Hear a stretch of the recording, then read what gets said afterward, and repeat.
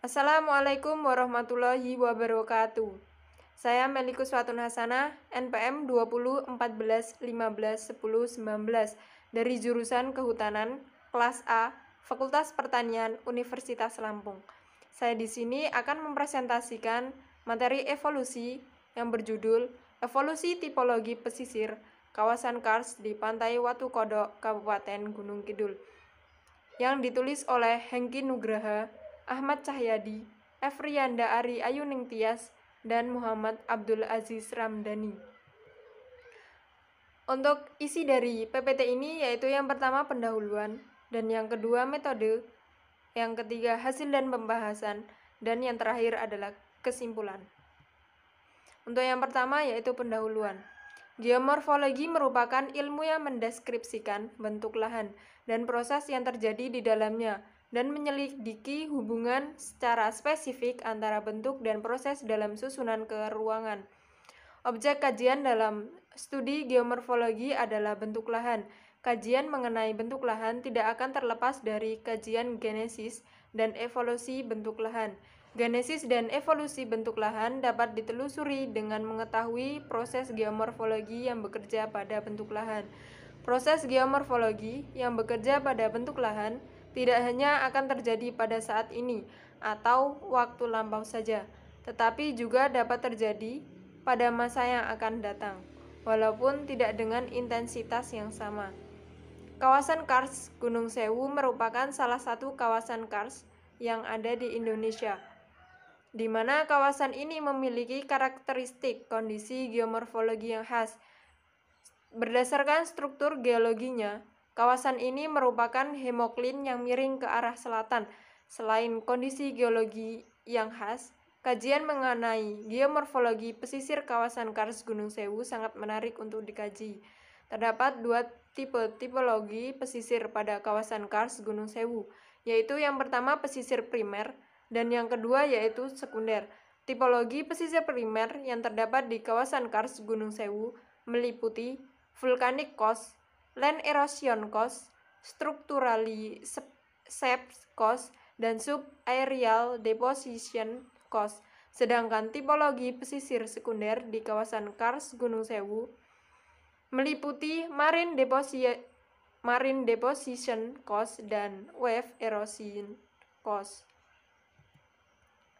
Kajian mengenai geomorfologi pesisir di kawasan Kars Gunung Sewu, khususnya evolusi tipologi pesisir, belum banyak dilakukan. Padahal, analisis terkait dengan evolusi tipologi pesisir akan sangat membantu dalam melakukan perencanaan pengelolaan di masa mendatang. Hal ini karena genesis suatu wilayah pesisir akan sangat berpengaruh terhadap dinamika pesisir dan kerawanan terhadap bencana.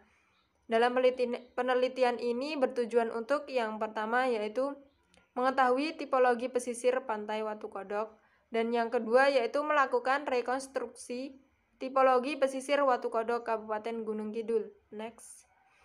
Gambar 1 menunjukkan lokasi penelitian, yaitu lokasi penelitiannya di Pantai Watu Kodok Kabupaten Gunung Kidul.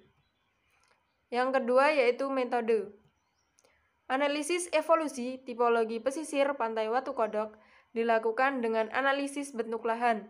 Bentuk lahan merupakan wadah dan rekaman dari segala proses geomorfologi. Bentuk rekaman tersebut diantaranya berupa bentukan-bentukan khas yang merupakan sisa dari proses yang telah berlangsung. Data yang digunakan dalam penelitian ini adalah bentuk lahan dan data citra satelit GeoY.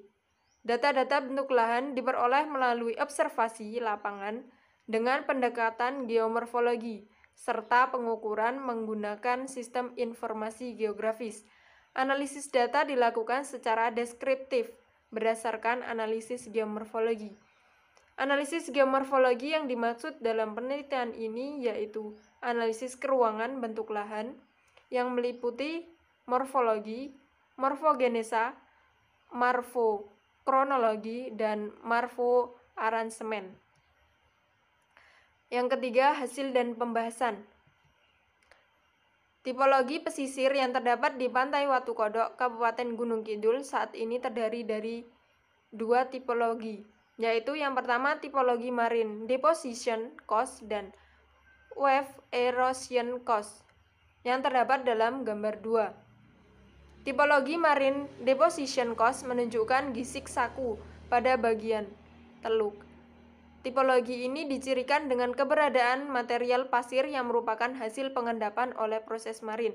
Tipologi wave erosion coast terletak pada bagian tanjung dengan ciri kenampakan berupa runtuhan batuan atau stuck dan gerongan pantai.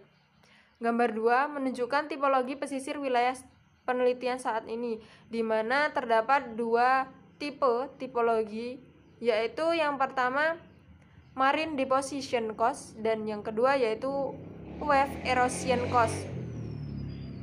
Tipologi pesisir yang terbentuk di pantai Watu Kodok sangat terkait dengan kondisi geomorfologi. Gambar 3 menunjukkan bentuk lahan yang terbentuk di pantai Watu Kodok. Dinamika pantai yang ditunjukkan pada wilayah ini berdasarkan bentuk lahan yang terbentuk adalah berupa akresi pada wilayah gisik atau tipologi marine deposition coast dan abrasi di bagian bukit kars yang terletak di pantai tipologi wave erosion coast. Gambar 3 adalah peta geomorfologi wilayah penelitian, di mana gambar ini menunjukkan adanya bentuk lahan yang terbentuk di pantai Watu Kodok. Setidaknya terdapat 4 bentuk lahan, yaitu yang pertama bukit kars, dataran aluvial kars, gisik pantai muda, dan beting gisik atau gisik tua. Kenampakan akresi pada marine deposition coast nampak dari bentuk lahan beting gisik atau gisik tua yang merupakan perkembangan dari gisik pantai yang sudah tidak lagi terpengaruh pasang surut air laut. Sedangkan fenomena abrasi nampak dari bentuk lahan gerongan pantai dan runtuhan batuan di bawah tebing. Ditunjukkan oleh gambar 4. Terjadinya akresi pada tipologi marine deposition coast juga nampak dari adanya runtuhan batuan yang terdapat di bawah tebing, yang menunjukkan adanya aktivitas gelombang pada masa lampau. Hal ini ditunjukkan oleh gambar 4. Selain itu, pada tebing bukit kars yang berbatasan dengan gisik tua juga ditemukan gerongan pantai yang merupakan hasil aktivitas pada tipologi wave erosion coast. Hal ini ditunjukkan oleh gambar 5. Gambar 4 adalah lokasi di mana adanya runtuhan batuan stuck baru dan lama di wilayah penelitian atau di wilayah pantai Watu Kodok. Next, evolusi tipologi pesisir di wilayah pantai Watu Kodok tidak lepas dari sejarah geologi plato selatan Jawa. Pada kala Pleistosen terjadi fluktuasi muka air laut yang mengakibatkan kenaikan dan penurunan muka air laut. Klosterman menyatakan bahwa sekitar 18.000 tahun lalu suhu ini di dunia lebih rendah 30-60 dari suhu saat ini. Hal ini menjadikan pembentukan lapisan es yang sangat tebal di berbagai belahan dunia. Fenomena ini biasa disebut sebagai zaman es, di mana terjadi pada kala Pleistosen. Pada zaman ini, air di lautan berubah menjadi es sehingga daratan menjadi lebih luas dari kondisi sekarang. Peristiwa patahan dan penenggelaman plato selatan Jawa mengakibatkan daerah penelitian tergenang oleh air laut. Penenggelaman ini disebabkan oleh patahan. Evolusi Jawa bagian tengah bergerak dari arah utara ke selatan yang menimbulkan 3 geoantiklin. Geoantiklin pertama yang terjadi pada kala Miosen tengah sekitar 15 juta tahun lalu, mengakibatkan pengangkatan pegunungan selatan, yaitu kawasan kars Gunung Sewu. Gambar 5 menunjukkan adanya gerongan pantai yang ditunjukkan oleh anak panah yang berwarna merah pada gambar. yang ada di tebing Bukit Kars yang terdapat di utara Beting Gisik atau Gisik Tua. Gambar 6 menunjukkan evolusi tipologi pesisir yang terjadi di pantai Watu Kodok. Tipologi pertama adalah terbentuknya tipologi strukturali shape coast yang ditandai dengan adanya tebing terjal dengan kemiringan ke arah selatan. Tipe kedua yang muncul adalah wave erosion coast yang ditandai dengan adanya aktivitas gelombang yang menyebabkan terbentuknya gerongan pantai dan runtuhan batuan di bawah tebing. Gambar 6 menunjukkan evolusi tipologi pesisir di pantai Watu Kodok. 4. Kesimpulan. Berdasarkan hasil penelitian yang dilakukan, maka disimpulkan beberapa hal berikut.